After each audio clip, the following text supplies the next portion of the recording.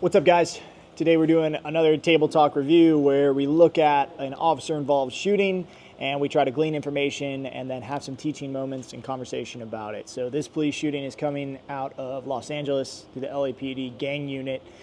This was an officer involved shooting that happened where both the suspect was shot and then also an officer was shot as well. So we're gonna dive in, take a look at the video and have a conversation as to maybe what we can look at to prevent in the future and maybe some critical errors on their part and what you might want to think about when you're in a dangerous situation, right? Let's get started. So we've got an overhead view of the officer. The shooting just happened. It was really quick. It's a rapid shooting. You can see the officer kind of start to walk off. Now we got the body cam footage. Looking at it, officer runs right onto the suspect. Shots fired, shots fired. He returns fire, which is great. You got to stay in the fight. Quick pause. You know, gunfights happen really rapidly. Average gunfight lasts 3 seconds here in the U.S.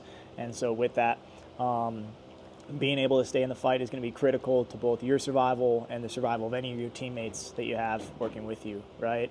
So we see the suspect down on the ground, and now the officer's calling out shots fired on the radio. Great, shots fired. He's telling his officer, he has a partner that's walking up there. He's telling him that he's hit. His partner responds back, "He shot you?" ? But it doesn't seem like any aid is being rendered whatsoever. Not to himself. He's not rendering any self-aid. And then his buddy just walks past him. He's obviously worried about the threat. We need to maintain the threat. So if his blood pressure were to stabilize, he still has a gun on him. He could potentially do more harm, which I understand that. But we got to start rendering aid. If we take a hit, we know that that clock is now ticking. And we have to do everything in our power to stop the clock. He's panning. He's kind of looking around. He's trying to look at him. And he's collapsed, right? So we have a blood loss issue here. Like, that's really what it looks like. So he's calling for a tourniquet. Nobody's got a tourniquet. He's asking for a belt. Now, hold him down.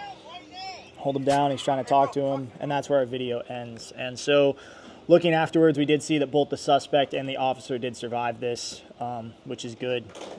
Something that really comes to mind for me is having a tourniquet placed on your body, easily accessible. Something as simple as an SOB will go a really long way. We have a Cat Gen 7 that's placed on the bottom of the SOB. This is perfect for law enforcement officers. It's also perfect for security guards, personnel that may be responding inside of a dangerous area, or maybe just having on your own person, right? Having that tourniquet to where you can get it applied in under 90 seconds is going to be absolutely pivotal. But we want a tourniquet application even faster than that. As much as we can mitigate that blood loss, that's going to be so much more important inside of the healing process. And guys, this speaks to just having your gear on you and having the training, right? Making sure that you're going through constant TCCC or TECC or just stop the bleed training is very, very important to not just officers, but anybody who lives in a dangerous area. We see violent crime on the absolute skyrocket right now across the US. And so you having the capability to render aid to yourself and to a buddy is absolutely imperative to increase survivability. Right? So something as simple as an SOB, it goes a really long way. You can stop the bleed with a major hemorrhage to an extremity with your tourniquet right there. It also has quick clot combat gauze inside of there. So if you were to receive like a junctional wound area or injury to that area, you can really quickly wound pack, right? And then that hemostatic is going to help in clotting as well as the pressure from wound packing to stop that massive bleed in a junctional area. Then there's chest seals, there's duct tape, there's a bunch of goods inside of this small little blowout kit, right? And I understand, I've heard it a bunch from officers to where they're like, I just don't have any more space on my belt line, Bob. This is a small piece of kit and it's imperative, right? We have to get in the process of onboarding this information, right? So if you know your local officers aren't carrying tourniquets, press them on it. And if you know they're not carrying just simple little blowout kits on their body, press them on it because you care about them, because you want them to have an increased survivability if they were to get into a violent encounter or if they were to respond to a car accident or be in a car accident themselves, right?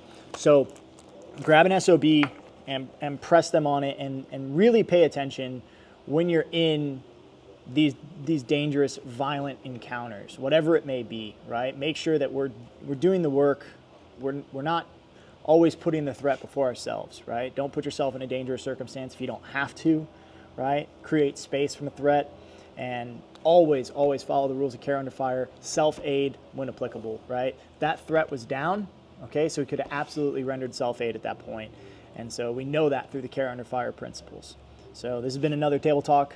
Let us know in the comments what you might have done differently, what you saw that we didn't see, and what you think about this situation. You know, is this something that you practice? Do you carry a tourniquet on you? Do you carry multiple tourniquets on you? Do you carry a whole blowout kit? What are you doing to mitigate threats to yourself, right, out in the field? Whether you're a law enforcement officer, whether you're a security guard, whether you're an armed civilian, right, whatever it is, let us know what you're doing in the comment section below, because we want to hear from you. That feedback is imperative in driving us forward in how we build first aid kits, because we want you guys to carry them. The best first aid kit is the one you have on you, right? So as always, remember, carry an effing tourniquet.